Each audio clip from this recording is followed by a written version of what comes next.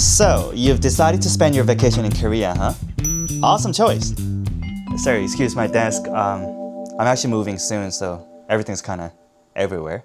But anyways, how are most people planning their travel these days? It seems like almost everyone is turning to AI tools like ChatGPT and Gemini to map out their trips. I get it.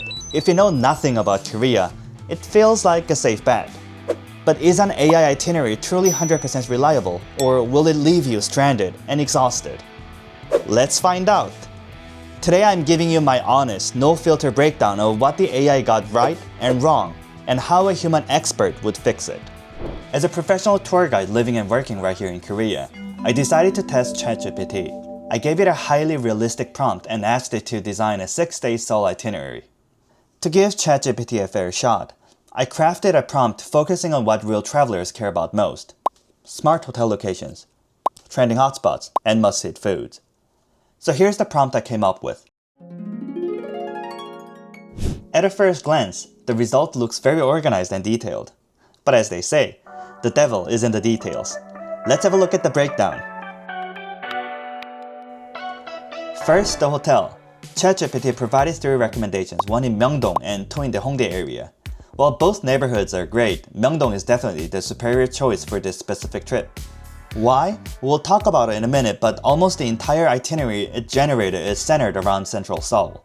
It specifically recommended the 9-tree by Parnas Seoul Myeongdong 1. It obviously is not a 5-star, mind-blowing quality hotel, but this is actually what I would personally pay for. In terms of price, quality, and location, it's a perfect match. I'm honestly surprised by how accurate the AI was here. A great start! I can give 9 out of 10 here. Day 1. Arrival, settling in, and first bites. Depending on where you are flying from, especially the States or Western Europe, you should almost always expect heavy jet lag. You won't have the energy to do much on day 1. ChatGPT recommended checking in and chilling around the hotel, which is exactly what I would advise as well. The AI's idea: visit the Myeongdong Oliviang and grab dinner nearby. My feedback: spot on. The Myeongdong Oliviang is one of the largest locations in the country. Because it's so close to the recommended hotel, you can buy a massive haul and easily drop it off in your room. Dinner options: the AI suggested Korean barbecue, dakgalbi, or Myeongdong street food. Make Korean barbecue your top priority, or consider dakgalbi if you don't eat pork. And for the street food, save it for dessert instead. Evening: ChatGPT suggested a late-night walk along Cheonggyecheon Stream. It's beautiful and only 5 minutes from Myeongdong. But if you're exhausted already, head straight back to hotel, or if you still have energy, I recommend heading up to Seoul Tower instead for an incredible panoramic night view of the city. Day 1, I can give 8 out of 10. Excellent, realistic start. Day 2, history, culture, and the human factor. This is where ChatGPT's planning gets a little questionable. It lacks the logistical awareness of how much a human body can actually walk in a day. The morning. The AI tells you to explore Gyeongbokgung Palace, renting a traditional hanbok, and watching the royal guard changing ceremony. My feedback: the AI forgot to give you the exact timing for each event, which is crucial here because there are only 2 ceremonies scheduled per day. On top of that, the second a ceremony ends, everyone rushes to enter the palace at the exact same time, creating a massive bottleneck. So here's my workaround. Arrive at Gwanghwamun Gate by 9:50 a.m. sharp. Watch the ceremony for about 15 minutes, step away to hit up a nearby hanbok rental shop while the main crowd files inside, and then come back to explore the palace. Bonus tip: walk from your hotel to the gate instead of taking a taxi. You'll get to walk right along the Cheonggyecheon Stream on the way. The afternoon. After the palace tour, which takes about an hour or 2, ChatGPT tells you to go to Insadong for lunch, then to Bukchon Hanok Village, and then back to Insadong. This is the second question mark I had because it's a massive waste of time and energy.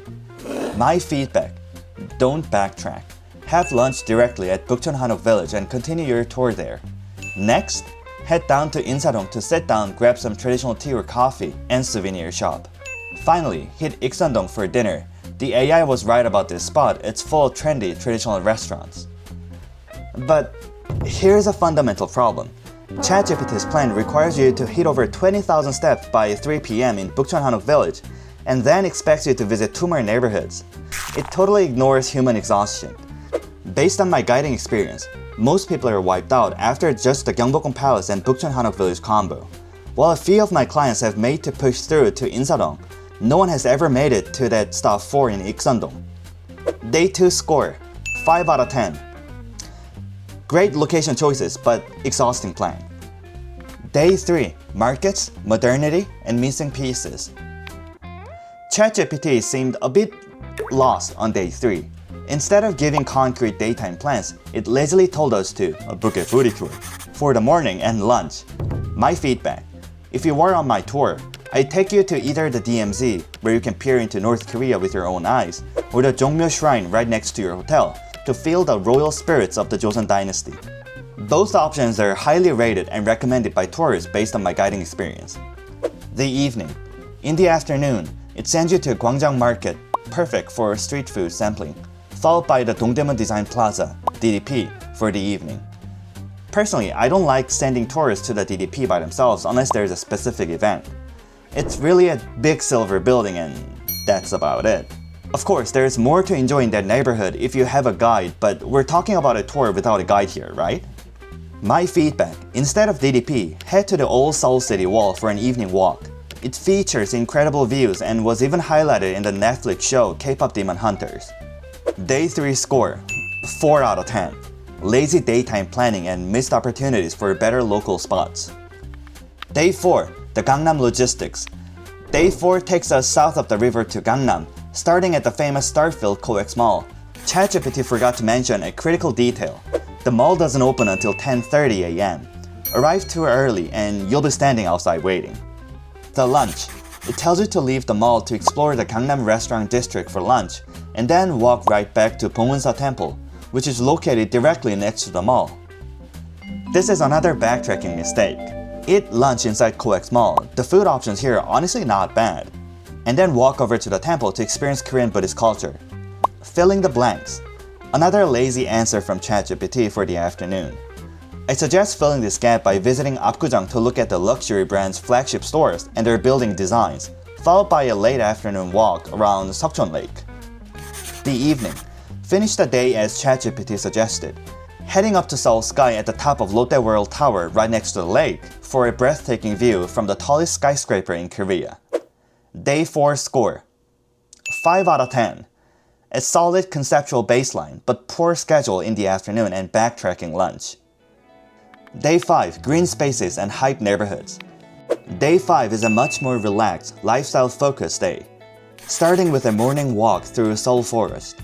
Seoul Forest is a fantastic botanical park, and if you're visiting during the summer and fall this year, they're hosting the Seoul Garden Show 2026 right here from May until October 27th. I don't know if ChatGPT put this one on the itinerary on purpose, but it surely is a good call.